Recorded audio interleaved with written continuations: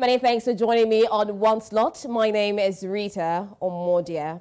Now, on May 1963, a historic gathering took place in Addis Ababa, Ethiopia, where 32 heads of independent African states convened to sign the charter and established Africa's first continental institution in the post-independence era.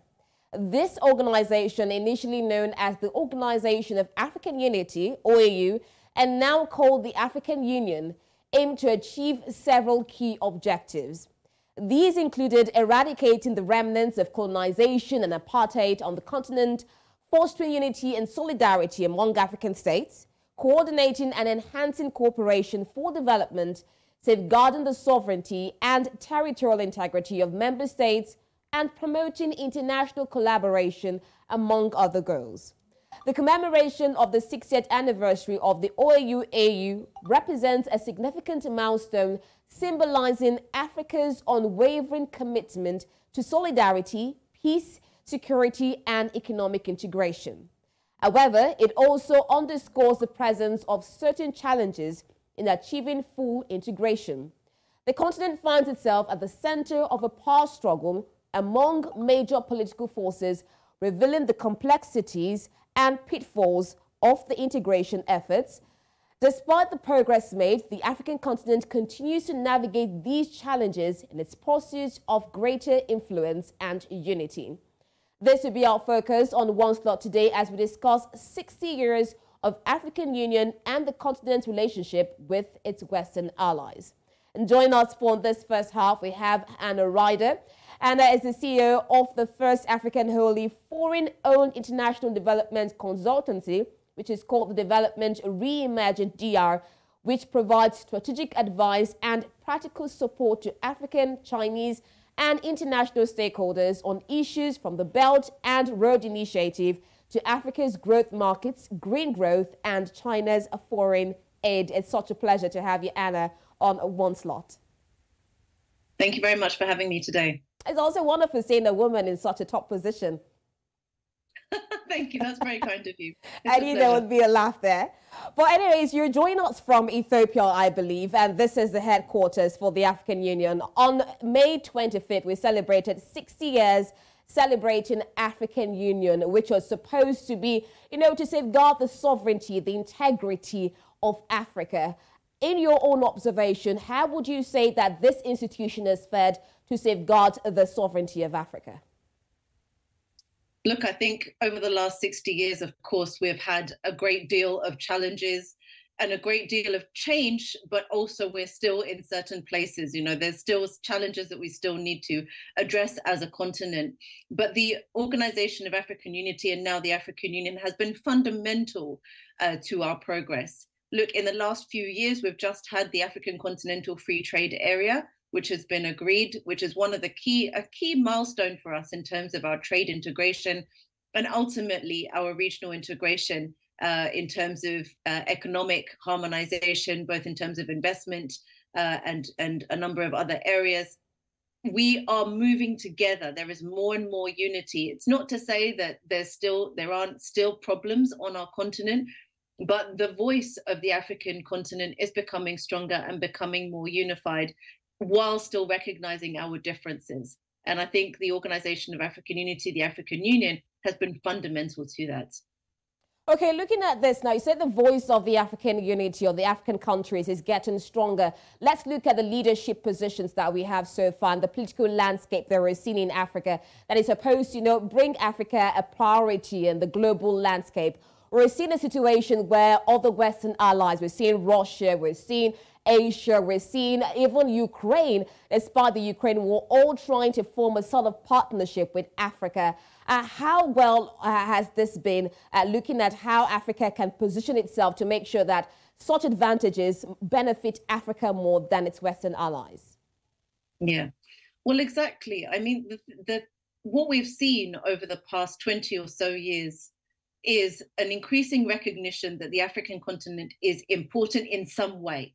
Now, not in all ways, and we'll come to that soon, but it is an increasing recognition that somehow different countries, different partners do need to work with Africa as a continent, not only individual countries. So we've seen, for example, the Japanese TICAD, which was created in 1992, the FOCAC, which was in 2000, and whether it's Russia plus Africa, whether it's Seoul plus Africa, Korea plus Africa. There's so much recognition of the African continent as an entity and as a block of countries, as a regional block of countries. That said, of course, we still have a long way to go in terms of utilizing this and in terms of pushing our development partners to actually deliver for us. Now, I say that because it's not just a case of us working on our own. Yes, the African continent, we are 55 countries, we can do more together just on our own, but a lot of our structures are still linked into old colonial patterns. We still depend a lot on external financing. We cannot get enough finance within our continent to be able to finance our development ourselves. So we have to go outside. And so there's still so much work for us to do in terms of leveraging those partnerships and also effectively making the world run better for the African continent and for African people, full stop. So there's still a long way to go, but it's a start. And that recognition is increasingly the case. Now, in leveraging on such partnership, what do you think are some of the major challenges that African countries face? I think the key challenge is having foreign policy, full stop. For having foreign policy means, for instance, taking a view on what the different countries should be doing on climate change, for example, what they should be doing domestically, and what our view as Africans is on that. Having foreign policy means, for instance, having a view on Russia and Ukraine and how that solution is. Now, there's a few African countries that do have that foreign policy. We see South Africa, explaining very clearly what its foreign policy is, even though many countries disagree. And then, other countries like Uganda, Kenya, etc., expressing those views on foreign policy very clearly. But there are many others who do not have such apparatus, do not have enough leverage in a sense to push. And so that's why being together as a region is so important, because together we can have more bargaining power. We can push consistently for the change that we want to see, not only on our own continent, but also elsewhere, so that it complements our own development path. And I'm going to pick from what you said on having a view on the Russia-Ukraine crisis. We've seen lots of African countries talk about the non-aligned stance, for example, South Africa, which has caused a lot of pressure on them. And we also seen a situation where the South African president said that, there'll be a delegation of African leaders. And we're also seeing a situation where some African leaders are saying, let's not put ourselves in the mix of what is going on in the Western world. Don't you think that this Africa's non-aligned stance would be a better position so that we can better focus on things that are affecting us in Africa? Well, I do think it is very important that African leaders are actually consulted on these issues, and that we also have we have a lot to offer in terms of helping the rest of the world understand how to deal with conflict, deal with challenges like this, security challenges and so on. We have had to deal with a lot of that ourselves, over the last, especially before independence, we've had to, and since, we've had to find ways to reconcile with the rest of the world and with each other as well, especially the kinds of challenging borders that we've had to deal with. Now, so I think there's much that the African continent and African leaders can share with the rest of the world. And so they should really be listening. And I think part of the challenge with Russia, Ukraine is that there are some African countries, at least, who have been very much not just focused, not just neutral, actually saying we think that peaceful dialogue, some kind of diplomatic solution is fundamental here, not continued disagreement and not speaking to each other and so on. And I think that's what this leadership visit is really all about. South Africa, a number of other African states really trying to help ameliorate that situation. And fundamentally, of course, when there is less conflict in the rest of the world, that's good for the African continent. We are shielded, we're very resilient, but in the end, it is good for the African continent if there's less conflict and less problems. Definitely to be better if there's lesser conflict. And talking about situations in Africa, we're seeing a situation where Western powers, Western allies have been, they've been talked about saying that they have had an influence in the conflict going on in Africa. We look at Mali, for example, at the Russian Wagner mercenaries. We've seen Western influence there. We also see Sudan, where we have two powerful rivals. And we see on one side in the past where the United States was supporting one rival and the other side, Russia supporting another rival. How would you say that Western influence has also exacerbated the problems we're seeing in Africa? Well, certainly. I mean, this is, again, one of the challenges. We always talk, and the OAU has always talked about African solutions to African problems. The African Union is all about African solutions to African problems. And we have seen that show itself. Even in Ethiopia, we've seen the civil war the peace process has begun through a process which was not only kind of discussed and negotiated within Ethiopia, but with the South Africans supporting and with the rest of the region, the East African region also supporting and helping to find some kind of a negotiation for a positive outcome and for peace. So it is very important that we do have the African Union in lead, or African institutions at least. IGAD have been very fundamental and have been really trying to place themselves at the trying to find solutions in Sudan, the same with the African Union. And it is very important that remains the case, because fundamentally it is difficult to disentangle the interests of external partners from the actual outcome. And that can be really, really difficult. And sometimes, in fact, the response of other countries has been very unhelpful. Things like sanctions, for example, were not helpful to Ethiopia when it was going through the civil war period. It actually hurt people, hurt business. And so these are the sorts of responses that are really just not welcome in terms of trying to find peace, trying to find the right kinds of outcomes. So yes, African solutions to African problems is generally experience has shown that it is the way.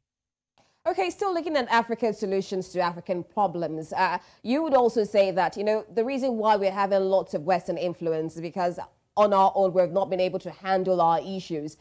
For the African Union, you talked about Ethiopia. We've seen lots of issues going on with the Tigray region, Amhara region, and so many other regions which are in conflict. How would you say that the African Union has been able to, for issues affecting Africa, be involved in such situations and make sure that there is enough political stability in the region? Well, I think the African Union, even over the past few years, has had, for example, silencing the guns as its major priority. And it comes down to an issue of what do we think is the route to peace? Is it literally focusing on conflict, or is it on focusing on development? Now, I think those are two different views of how you get to peace. I think the African Union is going through a shift this year, in fact, of using economic growth and development as the means towards peace and conflict resolution, not just focusing on conflict resolution itself. And I in my own view as an economist myself, I think development definitely is the way to focus. If you have development, people have a vision, people can think through, can move beyond conflict. They don't need to be fighting over crumbs, they can be fighting over the future, and fighting more positively, in fact. So I think there's a shift that is going to happen. And I think the African Union has been kind of stuck in a way of really focusing on conflict just through focusing on peace through conflict resolution, but there is going to be a different path. I think where the OAU started was really trying to focus on development. 60 years ago, that was the focus. There was a lot of focus on kind of infrastructure development, of course, independence of states and so on. Unfortunately, that got that was derailed due to financial challenges, debt crisis, and so on that many African countries faced. But I think there's a real opportunity now to change that once more and really focus on economic development. And that is also why the AFCFTA is so fundamental now. The African Continental Free Trade Area is really driving that kind of focus and push across the continent. Let's focus on the benefits of this African Free Continental Trade Arrangement. What are some of the benefits for the African region and continent as a whole? I think there's significant benefits, of course. Look, many countries right now, we have a lot less intra-Africa trade than other regions do amongst themselves. We tend to trade with other countries, and typically we are importing highly manufactured goods and exporting raw commodities. So the idea of the AFCFTA is to try to shift those kinds of patterns and to make our trade much more balanced, not only with each other, but also with the rest of the world. And that's the fundamental aim of the AFCFTA. And if it can achieve that, then that will obviously bring a great deal more independence to African countries. We should be able to be manufacturing more ourselves rather than being dependent on others to manufacture goods for us. Fundamentally, we're aiming to, the aim of the African Union's Agenda 2063, which the AFCFTA is a major kind of one of 15 flagship projects of the Agenda 2063.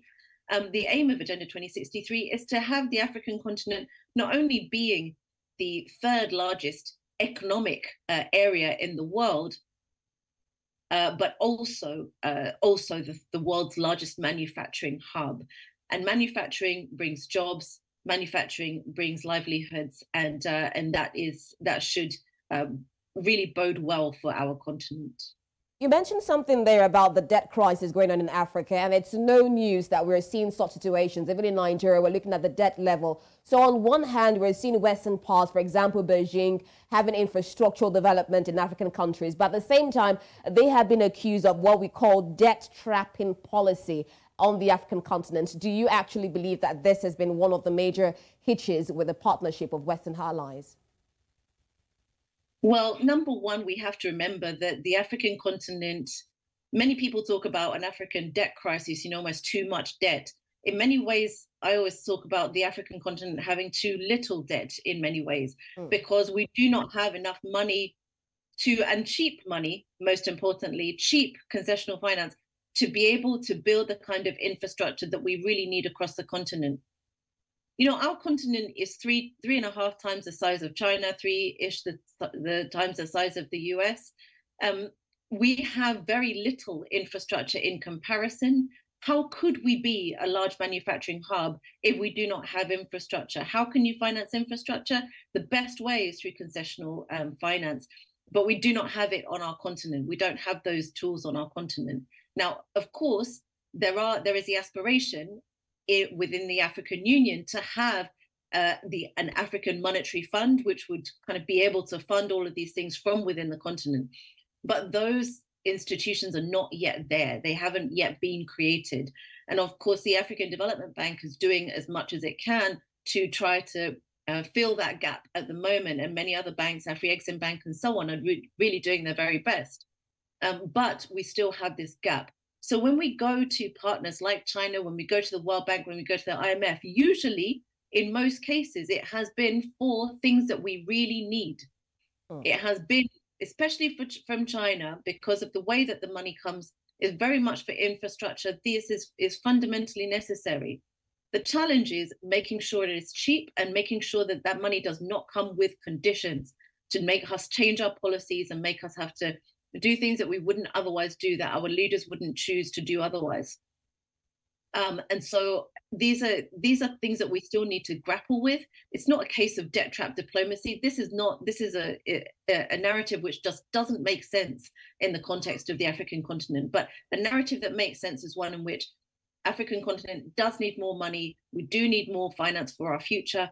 And we need to leverage as much as we can the international financial institutions, and China and other partners. They should be helping. They should be working with us, but in a way that really meets our priorities and our demands and our needs. Definitely, I would agree with you that Africa needs more money for infrastructure development, which will, in general, bring more growth to the country and to the continent as a whole. But do you think that these African countries will be able to finance this debt, that is, repay the debt that has been given to them, the loans that have been collected? Because that's the major issue that we're having with most African countries. We're seeing budget deficit, trying to repay loans, having high load of debt. Can African countries be able to finance this debt? Well, African countries will be able to finance the debt if it is cheap. So if it is low interest rates, long maturities, and you're paying over 30, 40 years, you're paying interest rates of 1% to 2%, of course we would be able to finance those, because especially things like infrastructure, where you've got, whether it's roads, rail, or energy, which we fundamentally need. We're in major energy deficit, we're in major transport deficit. These things, when they're created, they will create growth. If you have an industrial park that then has energy, that then has transport and can send those goods to the port, and those goods can then be sold, of course, that creates new markets. And this is what we're aiming to do. That's the vast majority of the infrastructure projects that we build are projects which will deliver an economic return, and is that return that will pay for the debt in the end. So, but that takes a long time. It needs what we call patient capital. And so if we have patient capital from our external partners, whether that's China, whether that's the IMF, then that's what we can, that's how we will be able to manage, and that's how we will prosper. It's where we have very expensive capital, especially from the private markets, who, they also often see completely unnecessarily that African countries are more risky than other countries, which we're not. And so they put a price on our risk. And that means that we end up having to pay a lot more. And that's what leads us to the challenges that we find ourselves in, where we cannot pay enough servicing. I would also say we have to remember that every country is going to be subject to shocks that we cannot predict. COVID-19 drove up our costs as governments were spending so much more. We calculated in our firm that governments across the continent spent $130 billion over 2 years trying to deal with COVID-19, both in terms of the health security and also the economic recovery. That $130 billion could have gone onto infrastructure projects, and it would have delivered economic growth, but it was a shock that we all had to deal with. And unfortunately, the international financial system has not been kind of adaptive enough, has not been flexible enough to be able to compensate for that $130 billion US dollars that we spent. And so we're all having now, as African governments are having to try and claw back to be able to get that money back, to be able to spend and resume our path of building and using money in a productive and way that really meets our future needs.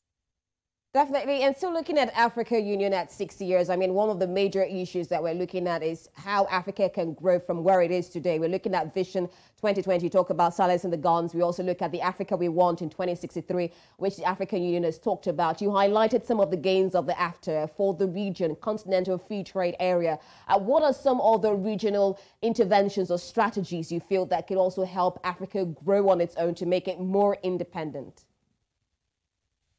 Well, we have talked about AfCFTA, definitely. We've talked about the monetary institutions, creating more monetary institutions, African monetary institutions. Of course, we've got the African Development Bank, as I mentioned, that has been very helpful, but there will be and is an increasingly a push to have more independent African institutions.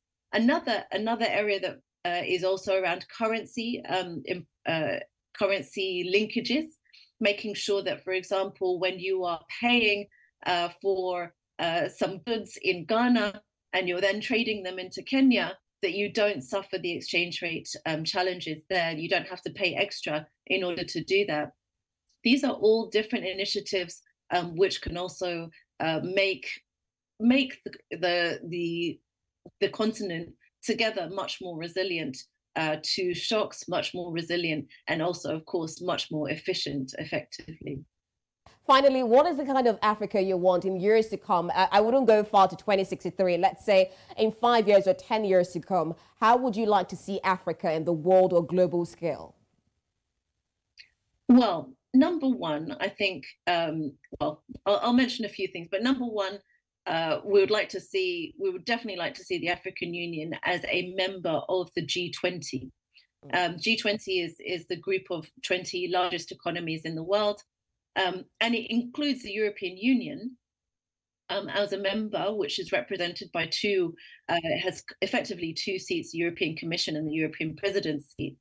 And while the European Union, of course, is a major, economic bloc, the African Union too is a major economic bloc. When you look at the African continent as a whole, it is the 8th largest economy in the world. So it should have been in the G20 in the first place when the G20 was created. But we have bias. There's always bias, and the international system has bias. And so the European Union was included, but the African Union wasn't included. But now there is a big push for the African Union to be included, and that we view that as a very helpful suggestion. We think would be very helpful if it did, because it would also force the African Union in many ways to actually start to take positions on many of these issues that we've just talked about with the external partners. So what would be an African view on how the debt crisis should be, how debt challenges should be resolved? What is the African view on what should the IMF be doing in terms of its quota reform, or what its COVID-19 recovery and response should be? Yes, there are African views, but at the moment they're not well coordinated, and also they end up being, for example, shaped by South Africa, who is on the G20. And of course, South Africa is playing a very useful and important role there. But there are many other African countries who can contribute to that and can also help shape the policy. And that's what we think having the African Union and the G20 would be a real, would help the African Union, the African continent in general, move forward with its development partnerships, and therefore help shape the world in a way that Africa really wants. It's part of that foreign policy, but foreign fiscal and monetary policy delivery that it would deliver. And I think that would be something we definitely would like to, I would certainly love to see have been the case. 10 years on, the African Union is an influential and strong member of the G20, and by doing so, really shaping economic affairs in a completely different way than they are done right now. All right, African Union and the G20, well, we'll see if the African Union will be able to position itself towards that goal. Thank you so much, Hannah, for joining us on Once Lot. It's been an absolute pleasure discussing with you. Thank you. Thank you so much. It was a pleasure discussing with you as well. Thank you.